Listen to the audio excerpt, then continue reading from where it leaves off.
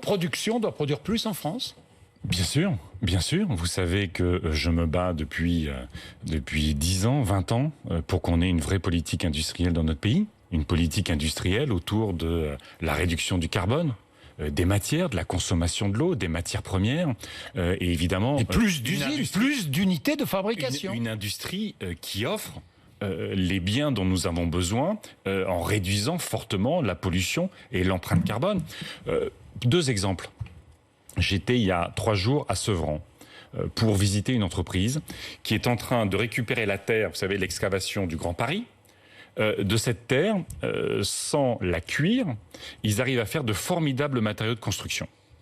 Ils font des matériaux de construction qui rendent les bâtiments très confortables, les maisons très confortables, et ça crée de l'emploi à Sevran, à la fois des emplois très qualifiés et de l'insertion. 2e exemple.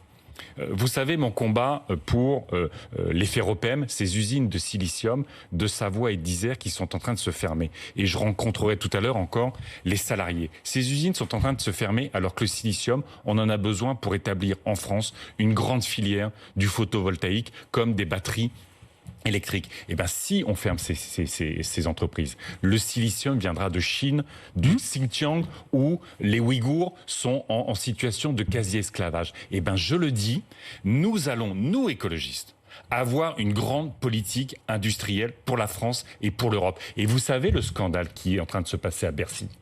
Vous savez qui est en train de gérer pour le gouvernement français la politique de réindustrialisation? Le Boston Consulting Group.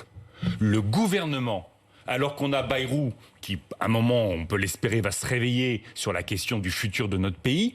On a des experts, on a des ingénieurs de talent. Encore une fois, on prend des groupes d'études qui sont même pas européens pour penser notre politique industrielle. Je trouve ça profondément choquant. Je trouve ça scandaleux. Eh bien, nous serons celles et ceux, les écologistes, qui remettront de l'emploi. Et moi, je suis prêt même, quand il s'agit de ferropem ou des fonderies du Poitou que l'État a abandonnées, les ferropem que l'État abandonne, je suis prêt à des nationalisations temporaires pour garantir que ces outils de production, ces savoirs, ces compétences ne disparaissent pas dans notre pays, ne disparaissent pas de notre territoire.